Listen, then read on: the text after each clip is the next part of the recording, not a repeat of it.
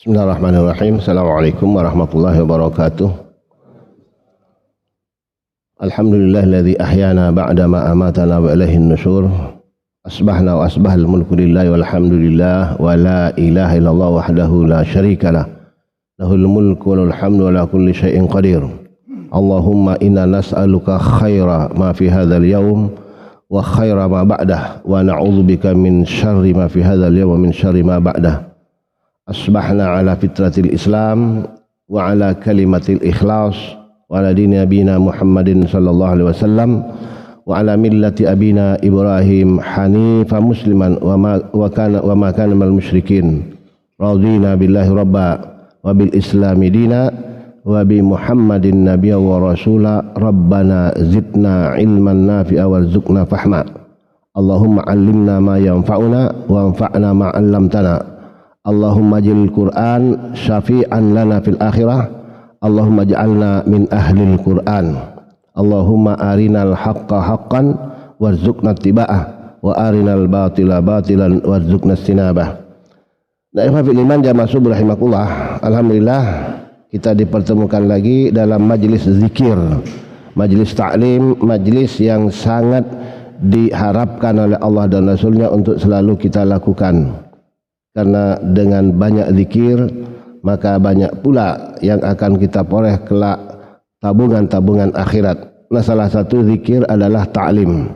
Fas'alu ahlal dzikri in kuntum la ta'lamun. Tanyalah ahli zikir kalau kalian tidak tahu. Zikr di sini artinya ilmu.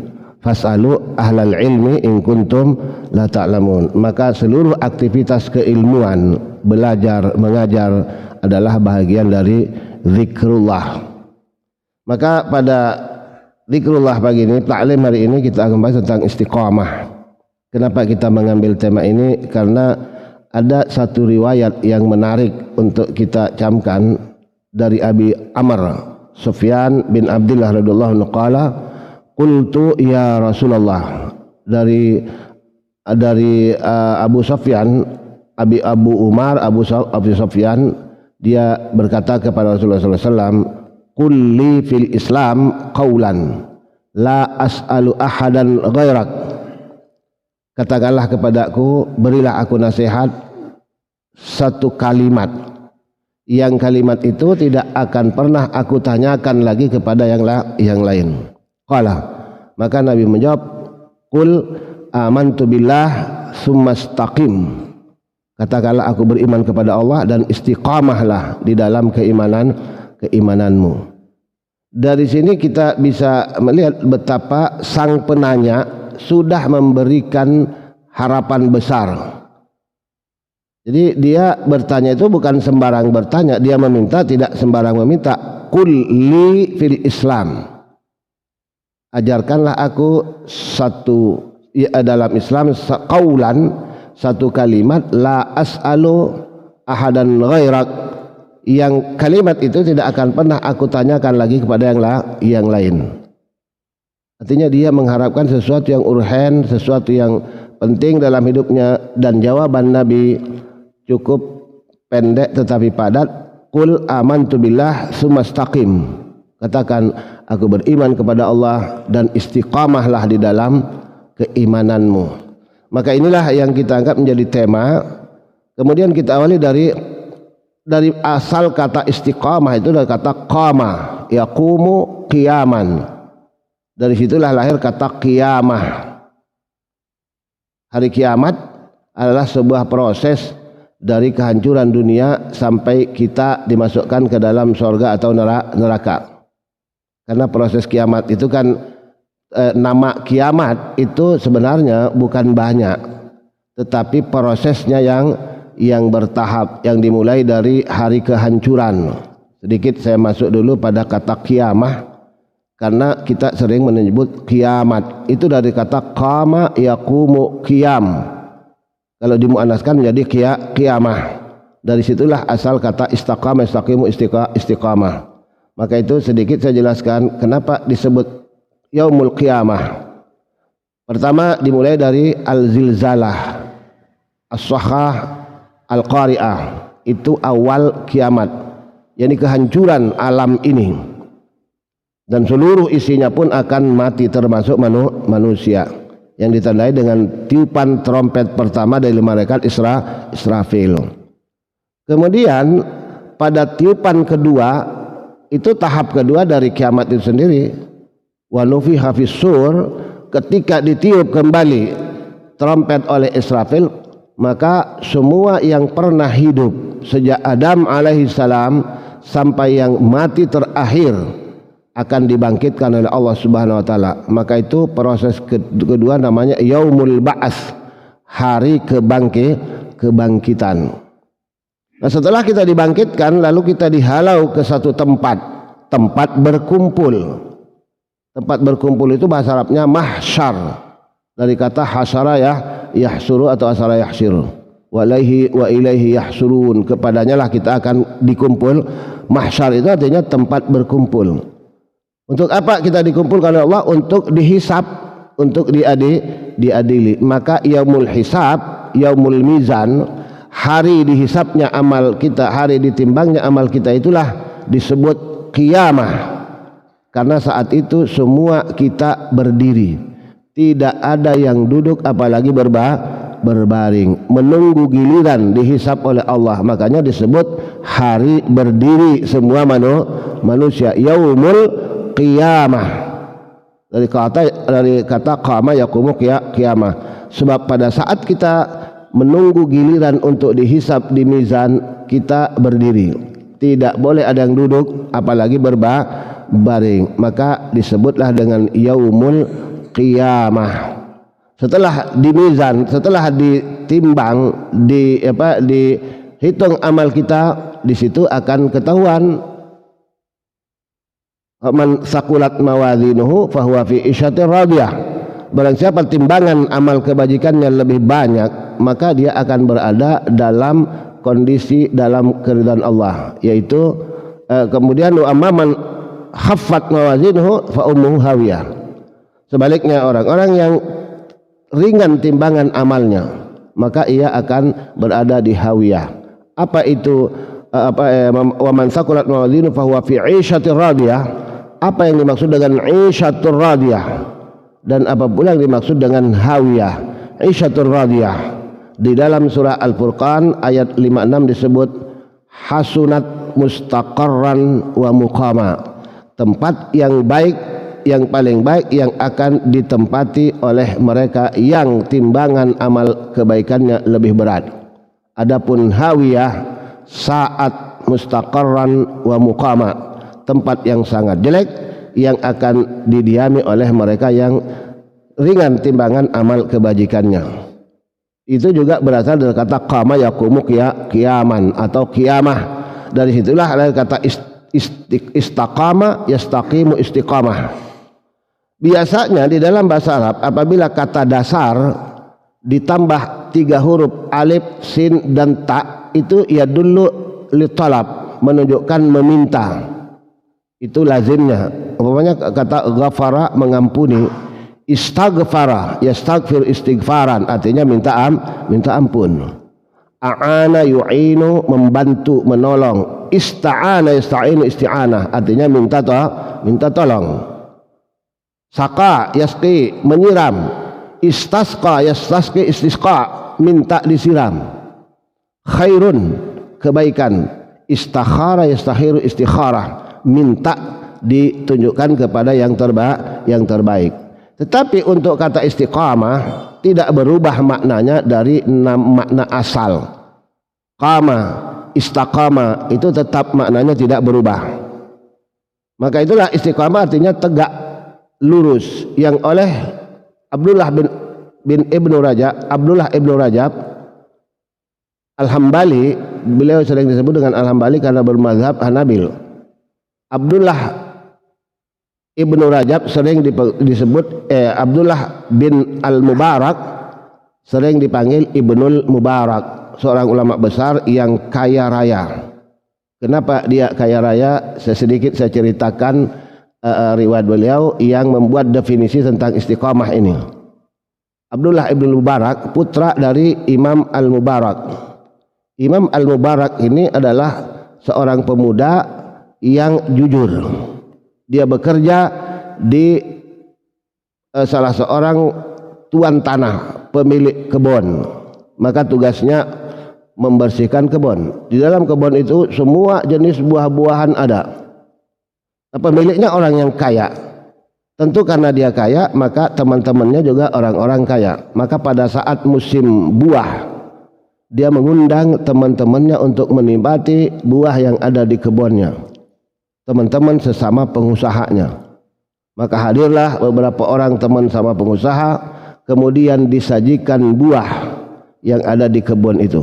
Al-Mubarak diperintah oleh bosnya untuk memetik buah yang akan disajikan kepada para tamunya. Dipetiklah buah anggur, buah apel, buah jeruk, dan macam-macam buah yang lainnya. Ternyata buah-buah yang dipetik oleh Al-Mubarak itu rasanya kecut, sehingga membuat bosnya marah. Keki kalau bahasa Jakartanya. Dipanggillah Al-Mubarak. Wahai Mubarak, sudah berapa tahun engkau bekerja di sini? Kau tidak bisa membedakan mana buah kecut, mana buah manis, mana buah yang masih muda, mana yang sudah tua. Apa jawab Al-Mubarak? Bagaimana aku bisa membedakan antara buah kecut dan buah manis? Hampir 10 tahun aku bekerja di sini. Tuhan tidak pernah mengizinkan aku atau mempersilahkan aku atau memberi aku untuk merasakan rasa buah-buah yang ada di kebun ini. Bagaimana aku bisa tahu mana yang kecut, mana yang manis? Salah seorang tamu terperanjat dengan jawaban itu, menunjukkan kejujuran si Al-Mubarak. Sekian tahun dia mengawasi kebun, tidak pernah makan buah yang ada di kebun itu, karena belum dipersilahkan oleh si pemilik kebun. Maka tertariklah salah seorang bos ini, lalu dia diajak ke rumahnya. Sampai di sana diperlihatkan kepada anak gadis satu-satunya. Dia katakan, kewajiban orang tua mencarikan pasangan bagi anaknya, maka sekarang aku bawa seorang pemuda. Lihatlah dia, apakah cocok denganmu? Anaknya bilang cocok. Maka dinikahkanlah si Al-Mubarak dengan anak gadis bos tadi. Nah, dari perkawinan itulah kemudian melahirkan 9 putra yang 9-9-nya hafal Al-Quran.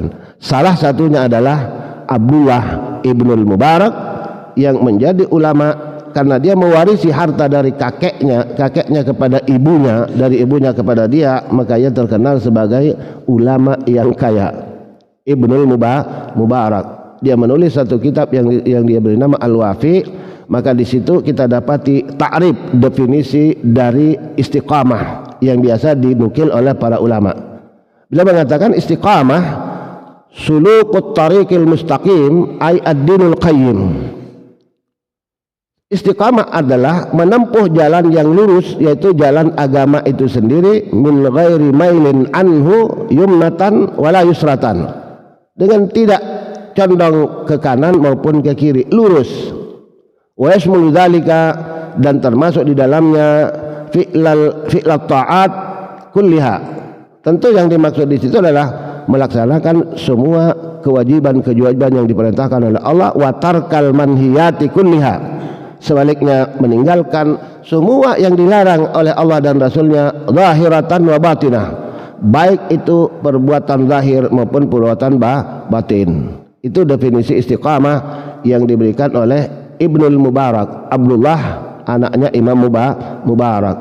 Nah, selanjutnya beliau mengklasifikasi istiqamah itu dengan beberapa istilah. Pertama beliau katakan al-istiqamah fil qalbi, al-istiqamah fil lisan, al-istiqamah fil amal. Istiqamah fil qalbi dia bagi menjadi dua, istiqamah ammah wal istiqamah khassah. Istiqamah ammah artinya istiqamah secara umum, yakni kata beliau, setelah kita mengimani risalah Muhammad, setelah kita jadikan Islam sebagai pandangan hidup kita, ageman hidup kita, anutan hidup kita, agama kita, maka kata dia di dalam keislaman itu dipertahankan sebagai agama tauhid, jangan sampai masuk zona kesyirikan sampai mati. Artinya secara umum kehidupan kita harus kita jaga dari kesyirikan, takhayul, khurafat sampai mati, kata beliau. Itulah yang dimaksud oleh ujung ayat Al-Imran 102, katanya la tamutunna illa wa antum muslimun. Janganlah kalian mati sebelum kalian pasrah kepada Allah, artinya kepada tauhidullah. Maka itu ini juga tauhid itu oleh para ulama tauhid itu dibagi lagi, ada tauhid hakiki atau zahir, ada tauhid khafi. Nah, tauhid khafi inilah yang kadang-kadang membawa kita atau menjerat kita kepada zona takhayul, khurafat dan kesyirikan. Istiqamah ammah di dalam hati itu mempertahankan keyakinan kita, tauhid kita sampai mati. Jangan sampai masuk zona kesyirikan, takhayul maupun khurafat. Adapun istiqamah khassah, istiqamah dalam setiap perbuatan kita yang oleh agama kita sudah diberi tuntunan, wa ma umiru illa liya'budullaha mukhlishina lahuddin. Setiap amal ibadah terutama harus kita dasari keikhlasan. Nabi juga mengatakan innamal a'malu binniyah. Setiap amal itu harus didasari niat. Ustadz Ahmad Hasan Allah yarham memaknai niat itu dengan kata ikhlas. Artinya kita harus selalu ikhlas di dalam beramal. Apalagi ada penjelasan yang jelas dari Nabi, akhlisu a'malakum lillah fa innallaha la yaqbalu illa ma khalasalahu. Ikhlaskanlah setiap amal kalian, karena amal yang tidak ikhlas tidak akan diterima oleh Allah Subhanahu wa taala. Namun kadang-kadang startnya ikhlas, tapi di tengah-tengah karena bisikan iblis menggo kepada tujuan yang lain. Asalnya ikhlas, tapi kadang-kadang di penghujungnya ada tujuan lain, ingin dipuji, ingin popularitas dan sebagainya. Ini dalam bahasa agama disebut riya, sum'ah. Iyakum an syirkil asghar, hindarilah, hati-hatilah dari syirik kecil. Wahwa riya, yaitu riya. Jadi berapa banyak kita melakukan sesuatu awalnya ikhlas, tapi muncul riya di tengah-tengah melaksanakan amal itu, apakah itu salat, apakah itu umrah, haji dan lain sebagainya. Nah, ini yang dimaksud dengan istiqamah khassah, istiqamah per amal. Awali dengan ikhlas, pertahankan sampai selesai ikhlas. Jangan sampai di tengah-tengah datang bisikan iblis, akhirnya muncul riya. Riya itu syirik, walaupun syirik kecil ya tetap aja syirik.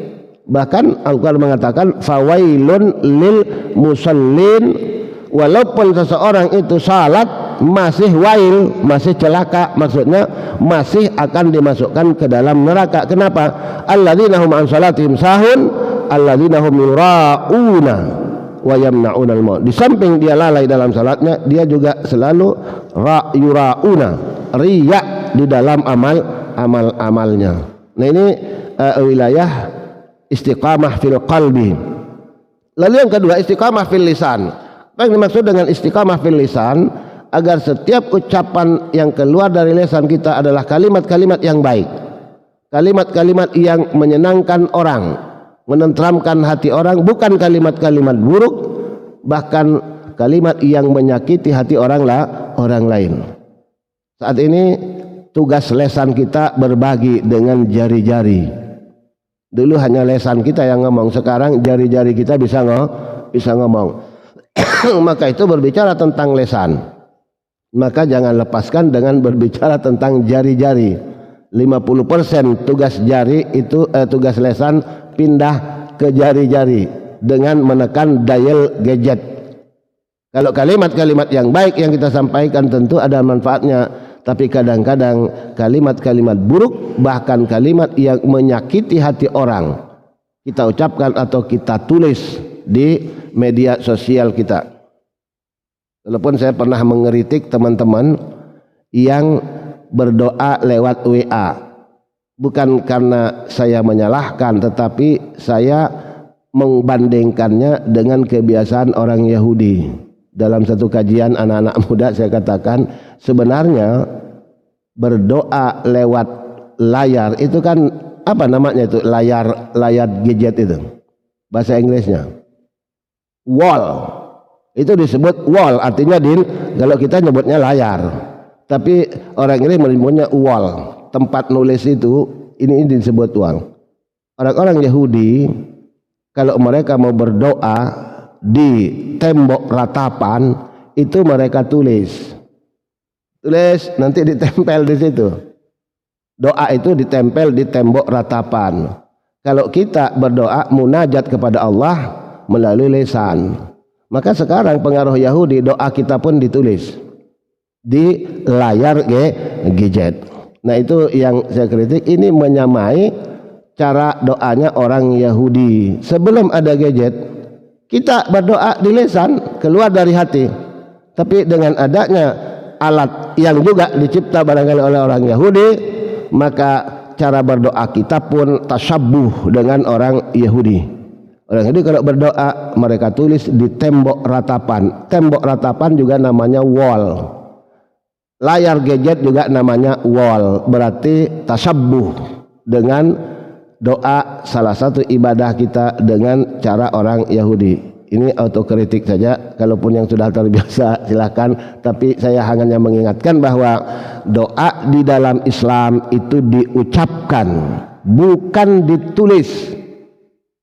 Doa yang ditulis itu tradisi Yahudi. Ketika mereka beribadah di tembok ratapan, maka di situ penuh dengan tulisan. Teman-teman yang pernah ke Al-Aqsa bisa menyaksikan itu. Di tembok ratapan banyak tulisan-tulisan, di samping ditulis dulu di kertas baru ditempel di situ. Nah ini sedikit karena kita ingin bahwa beragama betul-betul murni menurut sunnah Rasulullah sallallahu alaihi wasallam. Kembali kepada lisan. Dalam satu hadis Nabi mengatakan la yastaqimu imanu abdin hatta yastaqima qalbuhu. Tidak akan pernah istiqamah keimanan seseorang kalau hatinya tidak istiqamah. Wala yastaqimu qalbu ahadin hatta yastaqima lisanuhu. Dan tidak akan pernah istiqamah hati kalau lisan juga tidak istiqamah. Karena yang terucap dalam lisan itu sebenarnya adalah gambaran dalam hati. Jika hati seseorang bersih, maka yang terucap dalam lisannya juga kalimat-kalimat bersih, kalimat-kalimat baik.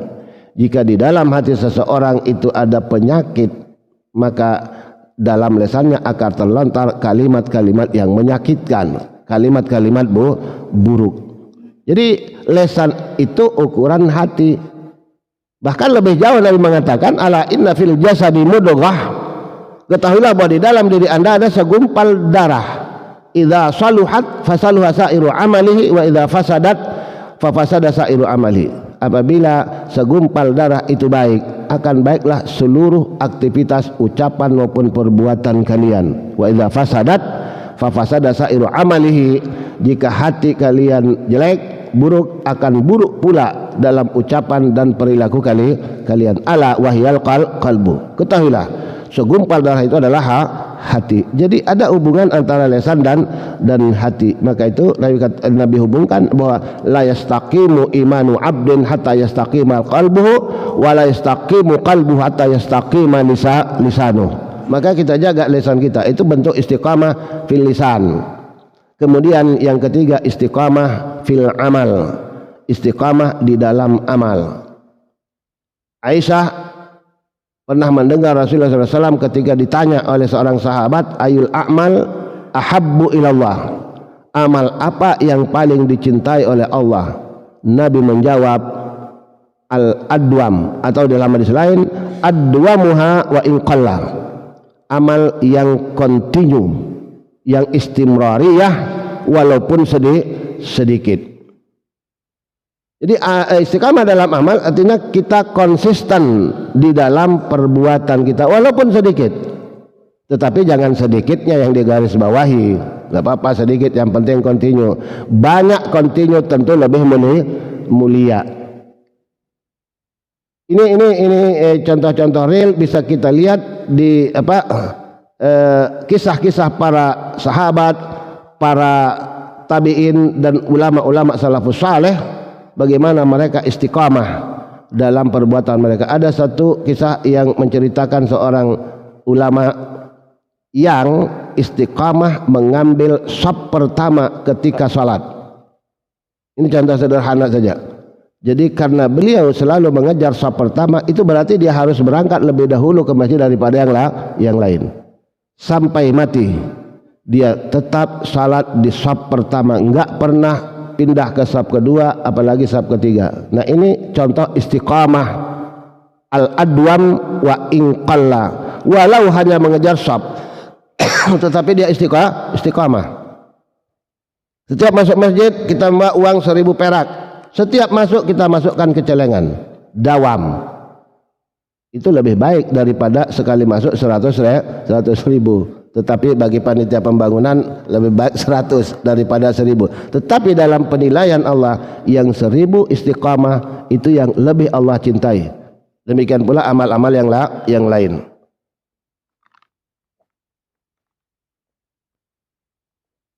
Lalu kemudian Abdullah ibn Mubarak itu memberikan petunjuk kepada kita bagaimana agar kita bisa istiqamah. Maka kata beliau, pertama kalian harus selalu ikhlas di dalam berapa saja. Jadi ikhlas menjadi fondasi setiap amal kita.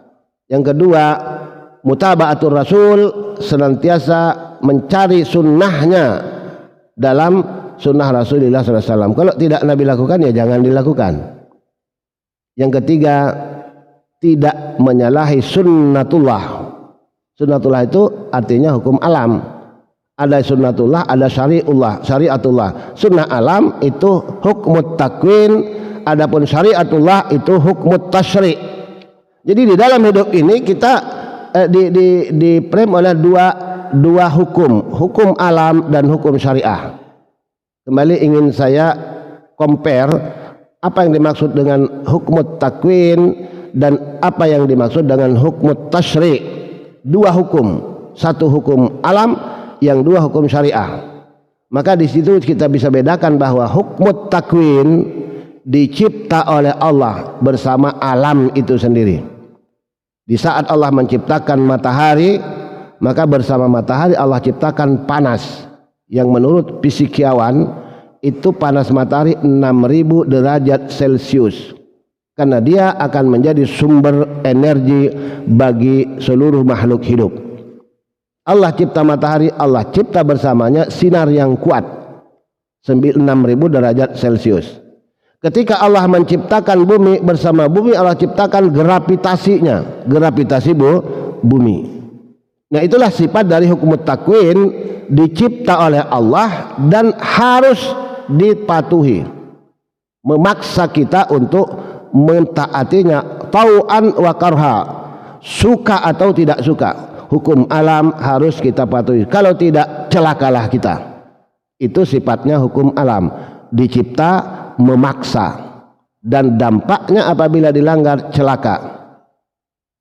Ketika kita sedang rapat di lantai 10 sebuah hotel, ditelepon anak kita sakit, segera akan dibawa ke rumah sakit karena ingin cepat turun ke bawah, melompat dari lantai 10, maka sampai di bawah bonyok karena menentang hukum alam. Sebab ada gravitasi bumi yang menarik kita ke bawah. Kita harus mencari jalan turun. Jadi memaksa, tau'an wa karha. Ada teman kebakaran di samping rumah karena merasa ahli ibadah, ahli salat malam, ahli saum, masuk saja ke dalam api untuk menolong, gosong kulitnya karena menentang hukum alam. La tabdila li khalqillah, la tahwila li khalqillah. Jangan coba-coba menentang hukum alam, kalian akan celaka. Nah, itu hukum alam. Hukum tasyri' dinuzulkan, diturunkan oleh Allah melalui kitab suci pada setiap rasul. Likullin ja'alna syir'atan wa minhaja. Setiap rasul kami turunkan kepadanya syariat kami dalam bentuk kitab suci. Kepada Nabi Musa Allah turunkan Taurat, maka hukum syariah berlaku bagi agama Yahudi. Umat Yahudi adalah hukum yang ada di dalam Taurat. Demikian pula kepada umat Nasrani Allah turunkan Injil. Kepada Nabi Isa, maka orang Nasrani harus mengikuti syariat yang ada di dalam Injil. Demikian pula kita Al-Quran yang dibayan oleh hadis-hadis sahih Rasulullah SAW, maka petunjuk syariat kita adalah Al-Quran dan hadis-hadis sahih Rasulullah SAW. Jadi bedanya hukum takwin dicipta, hukum tasyri' dinuzulkan. Hukum takwin memaksa, hukum tasyri' pilihan. Man sya'a falyu'min wa man sya'a falyakfur. Ini syariatku kata Allah. Kalian imani silahkan, kalian kufuri pun silahkan. Jadi sebuah pilihan. Dan apabila kita memilih mengamalkannya, selamatlah kita di akhirat. Sebaliknya apabila kita melanggar atau mengingkarinya, maka celakalah kita di akhirat. Itulah beda dua hukum yang melingkupi kehidupan kita. Ada hukum takwin yang biasa disebut dengan sunnatullah, dan ada hukum tasyri' yang disebut dengan syariatullah. Dua hukum ini berlaku dalam kehidupan kita.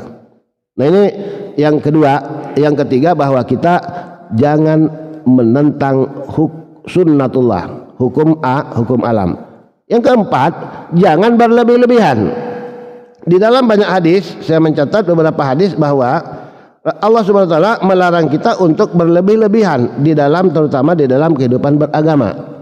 Iyakum anil ghuluwi, hindari berlebih-lebihan di dalam perkara agama. Fa inna ahlaka man kana qablakum al-ghulu fid din, karena rusaknya umat terdahulu karena mereka berlebih-lebihan dalam urusan agama mereka. Maka itu di dalam beragama harus persis, persis, tidak lebih tidak kurang, tidak melebih dan tidak mengurangi, apa adanya. Dan yang ketiga, natijah, apa buah yang akan diperoleh oleh mereka yang istiqamah di dalam hidupnya. Istiqamah itu mengandung makna semua kebaikan. Ketika orang istiqamah, pasti dia orang yang jujur. Kalau orang istiqamah, pasti dia orang yang amanah. Kalau dia orang istiqamah, pasti dia orang saleh. Karena beratnya itu istiqamah, maka perangkap-perangkap itu semua harus ada. Dia harus orang yang jujur, orang yang amanah, orang yang saleh. Maka baru dia bisa istiqamah. Karena istiqamah itu, kata Ibnu Qayyim Al-Jauzi, saya mendapati kalimat pernyataan dari penulis buku ini kitab Madarijus Salikin yang ditulis Ibnu Qayyim Al-Jauzi. Dia mengatakan, wa sami'tu Syekhul Islam Ibnu Taimiyah qaddasallahu lahu ruha wa yaqulu, aku pernah mendengar dari Ibnu Qayyim Al-Jauzi, mudah-mudahan Allah memberikan kesucian dalam hatinya dan mensucikan rohnya. Ini doa yang selalu dialamatkan kepada para ulama. Yaqulu, dia berkata, a'damul karamah luzumul istiqamah. Karamah yang paling agung adalah istiqamah itu sendiri.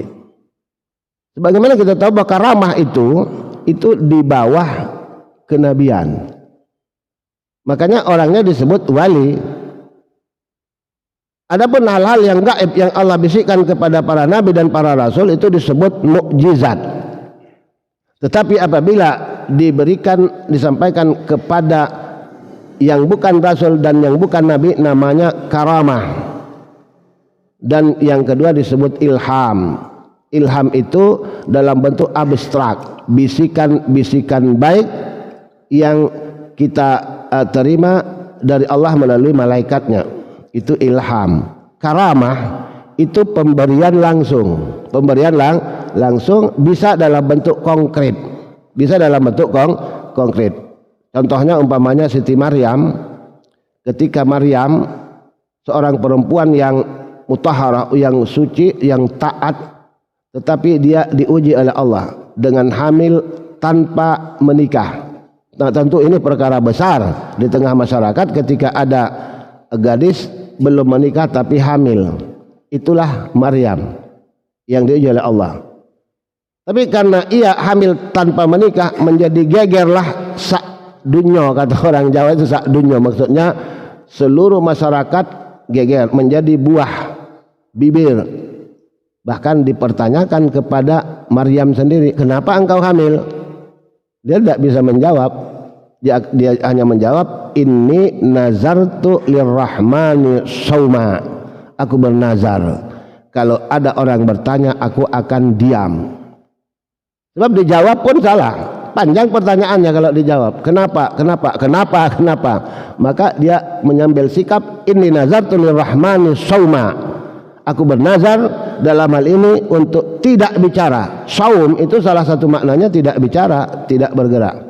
Tetapi itu belum memadai, sekedar membisu.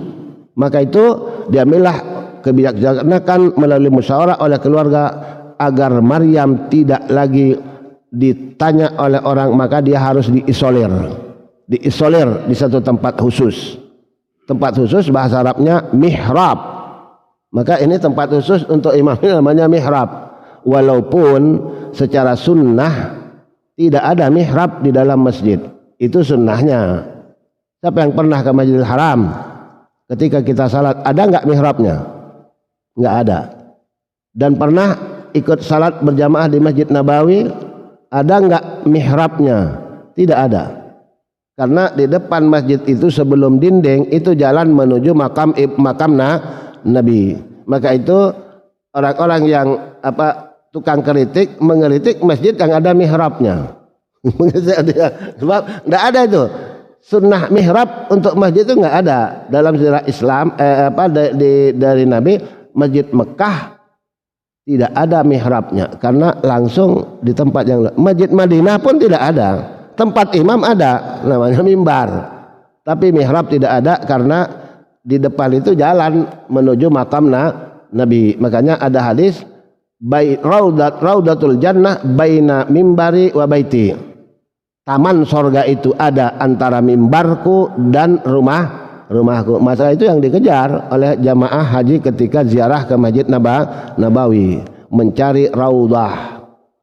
Karena sabda Nabi tadi luar biasa, itu pengaruh sabda itu, sehingga orang pun akan berdesak-desakan untuk meraih raudatul jannah, taman sorga itu. Walaupun Nabi sendiri tidak menyuruh kita melakukan itu, tapi karena ada istilah taman sorga, menarik itu, orang ke sana berebut, sehingga pemerintah Saudi perlu memberikan jadwal. Maka sekarang sudah teratur.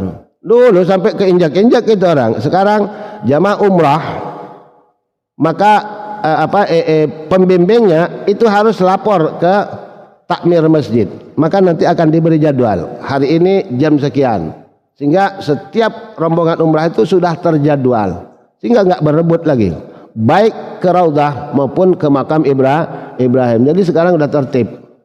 Jadi ente jam 2 harus datang, kalau enggak lewat jadwalnya. Jam 3 jam 3, jam 4 jam 4, di luar waktu salat. Jadi sekarang sudah tertib. Dulu saya ingat betul tahun 2000 saya naik haji, begitu di Madinah, waduh luar biasa itu.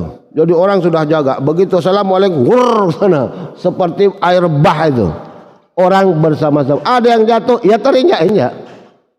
Saya sendiri bukan untuk merebut raudah, tapi saya ingin melihat suasana di sana. Jadi karena terbawa arus manusia, saya hampir pingsan, nggak bisa napas. Akhirnya saya duduk di pinggir tiang itu.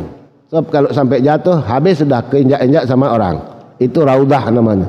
Jadi jangan terlalu lah kalau memang dibuat jadwal, karena itu bukan hal yang sangat penting dalam beragama, tetapi karena kata-katanya yang menarik, raudatul jannah, taman sorga. Oke, ini terkait dengan itu tadi. Kembali kepada natijah yang akan diperoleh orang yang istiqamah itu, pertama adalah tumakninah, ketenangan di dalam hidup. Jadi orang yang konsisten dalam hidupnya tenang, tidak ada janji yang diingkari, tidak ada perbuatan yang harus ditagih. Nah kalau sekarang kan banyak kebohongan yang diumbar tanpa merasa berdosa. Tetapi ingat, orang yang selalu berkata bohong, selalu mengklaim yang tidak benar, hidupnya tidak akan tenang. Innalladzina qalu rabbunallah tsumma istaqamu tatanazzalu alaihimul malaikatu alla takhafu wa la tahzanu wa absyiru bil jannati allati kuntum tu'adun. Orang yang beriman dan istiqamah di dalam beragama, maka akan dibisikin oleh malaikat, engkau tidak akan pernah merasa takut, engkau tidak akan pernah merasa sedih. Artinya hidupmu akan selalu tenang, bahkan di akhirat engkau akan dimasukkan ke dalam surga. Tatanazzalu alaihimul malaikatu alla takhafu wa la tahzanu wa absyiru bil jannati allati kuntum tu'adun. 2 menit lagi saya selesaikan natijahnya. Yang kedua adalah optimisme. Orang yang istiqamah di dalam hidupnya, dia akan selalu optimis, tidak akan pernah pesimis, apalagi kecewa.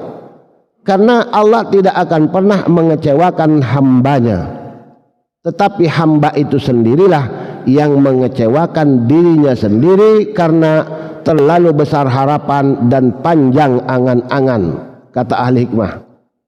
Jadi kita kecewa karena kita yang melahirkan kekecewaan itu. Kita berharap sesuatu berlebih-lebihan, gagal, kecewa. Kita berharap sesuatu, membuat angan-angan terlalu panjang, tidak sampai, kecewa. Jadi kita kecewa bukan karena Allah mengecewakan kita, tetapi kita sendiri yang mengecewakan diri kita dengan harapan yang muluk-muluk dan angan-angan yang panjang. Coba nggak perlu berangan-angan, tidak akan pernah kecewa. Ada yang datang 2, kita terima 2. Ada yang datang 5, ya kita terima 5. 1 pun kita terima 1. Tapi yang berangan-angan, targetnya 2, yang ia harapkan 10, ya 2 saja, kecewalah dia. Maka itu jangan berpanjang angan-angan dan jangan membesar-besarkan harapan. Sesuaikan dengan potensi diri kita, karena kitalah yang lebih tahu potensi diri kita. Makanya di dalam bahasa Arab, harapan dan tamannen itu raja itu namanya harapan, tamannen itu angan-angan yang ditandai dengan huruf yang berbeda. Raja hurufnya la'alla, tamannen hurufnya laita, artinya sesuatu yang mustahil terjadi. Nah ini yang natijahnya yang kedua, bahwa kita akan optimisme. Kemudian natijah yang ketiga, orang yang selalu istiqamah dalam ibadah, dalam perbuatannya adalah as-syaja'ah, akan timbul keberanian dalam dirinya. Orang yang tidak istiqamah tidak akan berani mengatakan yang benar itu benar, yang salah itu salah, tidak akan berani memperjuangkan kebenaran. Kecuali orang yang istiqamah, karena istiqamah bisa melahirkan as-syaja'ah, keberanian. Itulah 3 natijah yang diberikan oleh Abdullah ibn Mubarak al-Hambali. Apabila kalian selalu istiqamah dalam ibadah, dalam setiap amal kalian, maka kalian akan tenang dalam hidup kalian. Kalian akan hidup penuh optimisme, jauh dari pesimis. Kemudian kalian akan berani menyampaikan kebenaran itu sendiri. Nabi saya tutup dengan firman Allah, innallaha ya'murukum bil adli wal ihsan. Allah memerintahkan kita agar selalu berbuat adil dan kebaikan, wa ita'il qurba wa yanha 'anil fahsya'i wal munkar wa la dzikrullahi akbar. Kalimat terakhir karena sudah 6:30, maka insyaallah di waktu lain kita bisa bertemu dalam materi yang berbeda. Aku qouli hadza, kita tutup dengan kalimat alhamdulillahirabbil alamin, subhanakallah wa bihamdika asyhadu an la ilaha illa anta astaghfiruka wa atubu ilaik. Wassalamualaikum warahmatullahi wabarakatuh. Waalaikumsalam warahmatullahi wabarakatuh.